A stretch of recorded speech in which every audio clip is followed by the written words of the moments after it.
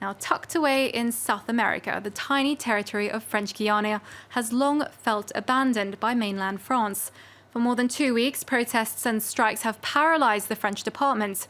With mass unemployment and lack of basic services, protesters are demanding some €3 billion in aid. France 24's Fanny Lothaire and Nolwenn Hervé went to Guiana. They heard from those who feel the French government has let them down.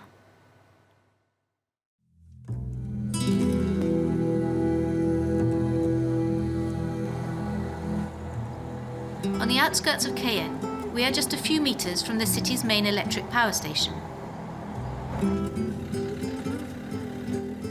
And yet this village has been waiting for over 30 years for electricity. La Petite Chaumière has around 100 inhabitants, both Brazilian immigrants and indigenous people. Gabin Albert Baptiste is Palika, one of the original indigenous tribes. Look behind me at what it's like. My daughter goes to school. We're forced to live like this. There's a generator at the end of his garden that he uses when he has the means. It's a bit dark, but there we go. You can come in. Is that your only source of electricity? Yes, that's our only source. I have to live like this. Most of the time, his daughter Lucy has to do her homework with a candle. The only small victory, the Association of Local Inhabitants managed to get the council to install 2 drinking water taps in the village after years of battling. You don't have a shower?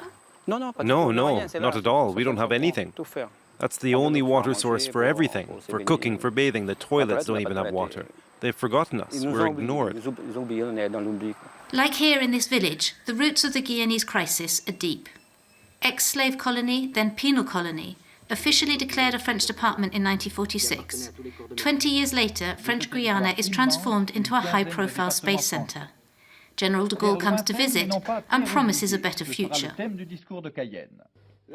France, after having firstly hoped for much from Guiana, then became, if not disinterested, somewhat detached from the island. That period has ended. And this rocket, so eagerly awaited at the time, today crystallises all the feeling of resentment. Amerindians, Creoles, descendants of immigrants, they represent 60% of the population. The Guyanese flag, that used to be a symbol of separatism, blowing in the wind.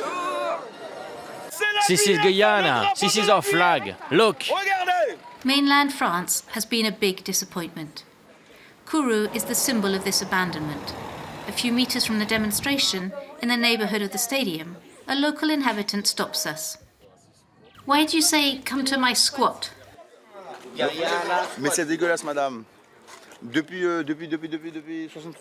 Well, it's disgusting, madam. Since 1963, can you imagine? It's still the same. Nothing has changed. They were supposed to renovate the houses, but nothing's been done. Come and see my place.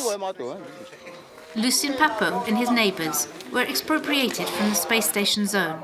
In 1963, 200 families were forced to leave their farmland, thousands of acres in return for a few square metres. The Space Centre is unresponsive to their grievances. I can't even walk here when it rains. Honestly, there's water up to here. Everywhere. All my belongings are ruined. Look at my cooker. A lot of people in the neighbourhood have died from pneumonia, not to mention the problems of asbestos. So there's an unhealthy environment. That is recent and permanent. And I'm not even talking about the problems of cholera due to the lack of sewage treatment. The houses are really dilapidated and it can't go on. Sickness is rife, but yet there is a cruel lack of doctors and hospitals. Here, in the west of the country, at Saint-Laurent-de-Maroni, is one of the 3 hospital centres in this region that is the size of Portugal. The hospital is on the boundary with Suriname, and the border is porous. In the waiting room, the majority are foreigners looking for better treatment. She lives in Paramaribo, and she gave birth here. Why did you come here? Because it's better here. Back home, the care's not good and it's expensive. There are twice as many patients than the hospital can handle. Dr. Gabriel has observed the situation for 35 years, but remains powerless. There are a lot of pregnancies amongst very young women, and the patients get very little aftercare because they live far away. They have a lot more serious pathological issues than in mainland France. Higher rates of diabetes, of hypertension than in France. And here in the hospital, there is no intensive care unit, no radiotherapy for the numerous cancers here. The neonatal service, designed for 9, regularly handles 15 babies a day. She lives a day away by canoe. Difficult to cope with a birth rate that is twice as high as in France. They are going to build a new hospital that will open in a year, but I reckon it will be too small. It's difficult to anticipate the demographic boom, but we have to be forward-thinking because we are so isolated. There isn't a hospital in France that is 250 kilometers from another hospital. Despite the lack of means, French Guiana is still a land of refuge in the region.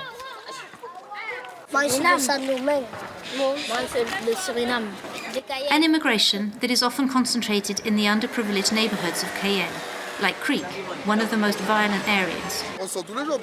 There are murders everywhere around here, over there, even in the street. With 42 murders last year, it is the French department with the highest homicide rate. The Guyanese have asked for twice as many police officers. Nahel Lama, mediator and founder of the Association Brothers of La Crique, would like to see more prevention. There isn't really anyone that says, hey man, you're part of our club, you too are Guyanese. It's rare to hear that. La Crique has an accumulation of problematic issues. Half of the population is under 20, a high rate of school dropouts, and record unemployment. Some youngsters are used as drug mules. We try and find them training in a sector that they're interested in. We try to get them involved. Nahel tries to be a protective big brother. If they have problems at school, if they're trying to find an internship, then we can help them. It's really about getting them back on the right track. Nahel and his brotherhood are undertaking a necessary task, particularly as the police are poorly regarded in the area. Since 2011, he has helped over 100 youngsters and saved them from a life of crime. A ray of hope in the general malaise of Guyanese discontent.